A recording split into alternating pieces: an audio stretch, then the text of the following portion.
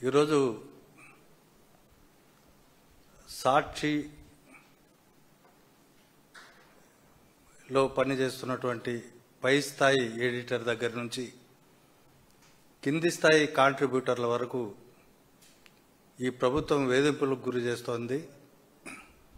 గతంలో కూడా సాక్షి కార్యాలయాలపై రాష్ట్ర వ్యాప్తంగా తెలుగుదేశం జనసేన కలిసి దాడులు చేశారు.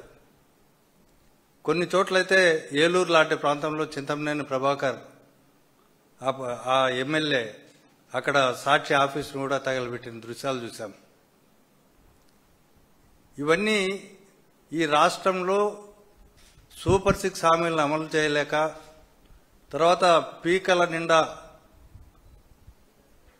పీకల లోతుకి అవినీతిలో కూరుకుపోయి ప్రజా సమస్యలను పరిష్కరించలేక డైవర్షన్ పాలిటిక్స్ పాల్పడుతూ ఇలాంటివన్నీ చేస్తున్నారు. అంతకుముందైతే ప్రశ్నిస్తున్నది ఒక సోషల్ మీడియాని దాదాపు టార్గెట్ చేసి 100 కేసులు పెట్టి 100 మందిని అరెస్టు చేసి దాదాపు 70-80 రోజులు జైళ్లలో ఉంచిన సంఘటనలు. తర్వాత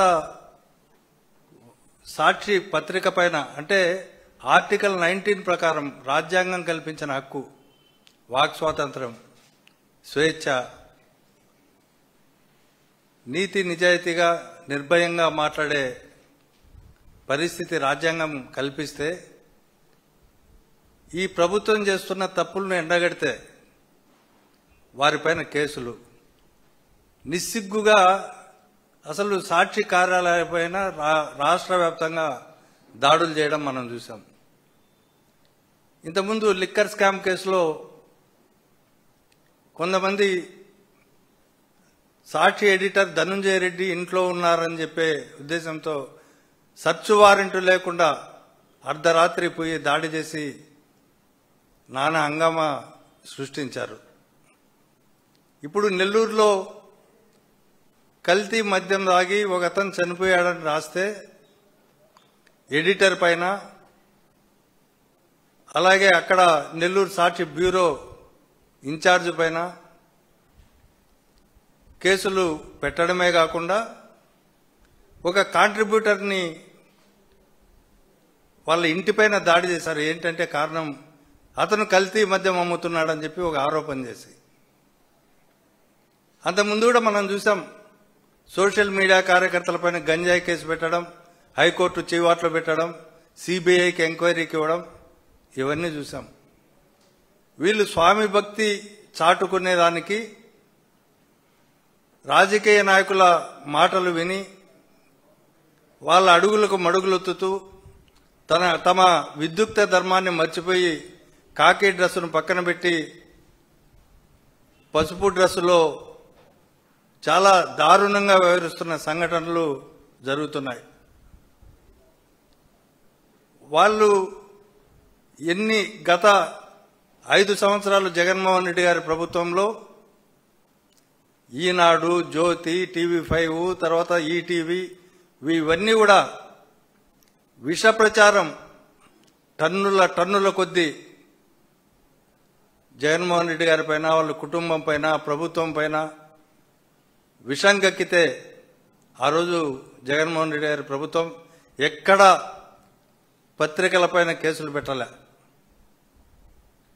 లేకపోతే పత్రికా కార్యాలయాలపైన దాడులు చేయలే అధికారంలో ఉన్నప్పటికీ. కానీ ఇవాళ జరుగుతున్నది దానికి విరుద్ధంగా ఈ ప్రభుత్వం ప్రశ్నించే గొంతుకులన్నింటినీ అణిచివేయాలనే ఏకైక ఉద్దేశంతో ముందుకు పోతా ఉంది. వాళ్ళు చెప్పిన అబద్ధం పదే చెప్పి అదే నిజం అని నమ్మించే వీటిల్లో భాగంగానే దాదాపు చంద్రబాబు నాయుడు గారు మొదలుకొని కింద మంత్రి వరకు 2019 నుంచి 24 వరకు జగన్మోహన్ రెడ్డి గారి ప్రభుత్వ హయాంలో 30,000 మంది చనిపోయారని చెప్పి టన్నులు ప్రచారం చేశారు. విషపు రాతలు రాశారు. ఎక్కడ బహిరంగ సభల్లో మాట్లాడారు.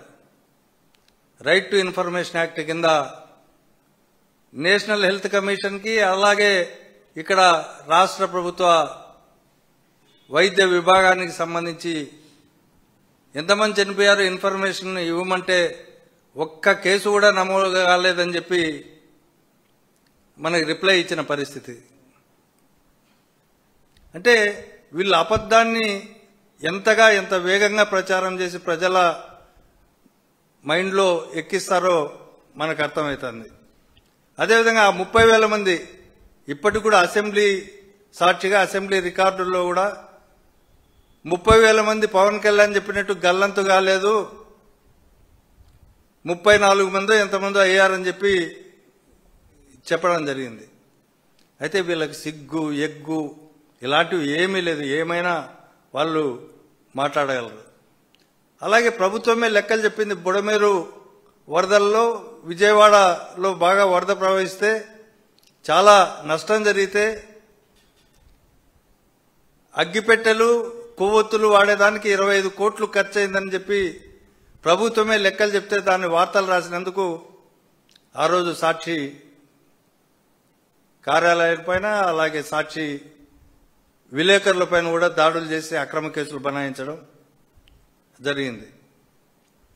ఇప్పుడు ముఖ్యంగా మనం చేస్తున్నాం కల్తీ. ప్రభుత్వం చేత ప్రభుత్వంలో ఉన్న ఉన్నత వ్యక్తులు, ప్రభుత్వంలో ఉన్న తెలుగుదేశం వాళ్ళు నడిపిస్తున్న కల్తీ మద్యం కేసును, వాళ్ళు పాల్గొన్నటువంటి మద్యం కేసును పీకల నోతు కూరుకుపోయిన తెలుగుదేశం పార్టీ ఇవాళ దాన్ని ప్రశ్నిస్తే సాక్షి పైన తర్వాత వైఎస్ఆర్ కాంగ్రెస్ పార్టీ పైన దాడులు చేస్తూ ఉంది. ఒక్క సాక్షి విలేకరులపైనే దాదాపుగా 17 కేసులు ఇప్పటివరకు అక్రమ కేసులు పెట్టారు. అంటే సాక్షిని బెదిరించడం ద్వారానో లేకపోతే కేసులు పెట్టడం ద్వారానో వైఎస్ఆర్ కాంగ్రెస్ పార్టీ నాయకులను భయభ్రాంతులను గురి చేయాలనో వాళ్ళు ప్రయత్నిస్తే ఆ ప్రయత్నాలన్నీ విఫలమవుతున్నాయి.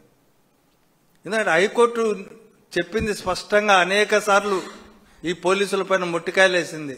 మీరు చట్ట ప్రకారం వ్యవహరించడం లేదు, చట్ట ప్రకారం వ్యవహరించండి, లేకపోతే మీ డీజీపీని కోర్టుకు పిలిపించాల్సి వస్తుందని చెప్పినా వీళ్ళ ప్రవర్తన మారలే. రీసెంట్గా ఇటీవల ఒక కేసు విచారణ సందర్భంగా ఈ రాష్ట్రంలో పోలీస్ స్టేషన్లు మూసివేస్తే బాగుంటుందని హైకోర్టు కీలక వ్యాఖ్యలు చేసింది. అంటే ఈ దేశంలో ఏ రాష్ట్రంలో కూడా ఇలాంటి కామెంట్లు చేయలే. అలాంటిది ఈ రాష్ట్రంలో చేస్తే ఇప్పటికి కూడా ఈ ప్రభుత్వానికి పోలీసు ఉన్నతాధికారులు కానీ ప్రభుత్వాన్ని నడుపుతున్న చంద్రబాబు నాయుడు గారు కానీ అసలు సిగ్గుపడ్డంలా. వీళ్ళు మరింత రెచ్చగొట్టి పోలీసులను ఇది చేస్తా ఉన్నారు. ఇప్పుడు పోలీసు వ్యవస్థ కూడా ఒకటి గమనించాలా, ఇన్ని చీవాట్లు పెడతా అంటే కోర్టులు ఇప్పటికీ మీరు ఈ పరిస్థితి మార్చుకోకపోతే, హైకోర్టు ఆదేశాలను లెక్క చేయకపోతే, రాజ్యాంగం ప్రకారం మీరు నడుచుకోకపోతే భవిష్యత్తులో తీవ్ర పరిణామాలు ఎదుర్కోవాల్సి ఉంటుంది. ఎందుకంటే చంద్రబాబు గారు కూడా ఒకటి గమనించాలా, చరిత్రలో ప్రపంచ చరిత్రలో అనేక మంది నియంత్రణలను చూశాం. నీకంటే పెద్ద నియంత్రణలు ఉన్నారు. ఆ నియంత్రణలందరూ కాలగర్భంలో కొట్టుకుపోయారు, ప్రజాగ్రహానికి లోనై. అందులో నువ్వెంత? కాబట్టి ప్రజలను ఎలా రక్షించాలా, పౌరకులను ఎలా కాపాడాలా, తర్వాత ఈ రాష్ట్రాన్ని ఎలా అభివృద్ధి చేయాలా, ఈ రాష్ట్రంలో ఈ ప్రభుత్వం ఏ మంచి పనులు చేస్తే, ఏ పథకాలు ఏ సంక్షేమ పథకాలు అందిస్తే, ఏ అభివృద్ధికి నిధులు కేటాయిస్తే ఈ రాష్ట్రం బాగుపడుతుందో ఆ వైపు ఆలోచన మాని 24 గంటలు కుట్రలు కుతంత్రాలు ప్రత్యర్థి పార్టీని నామరూపాలు లేకుండా చేయాలని చెప్పి తర్వాత ప్రశ్నించే వారి గొంతు నిలుమివేయాలని చూస్తే కాలగర్భంలో కలిసిపోతావు, జాగ్రత్త అని చంద్రబాబు గారిని హెచ్చరిస్తున్నాం.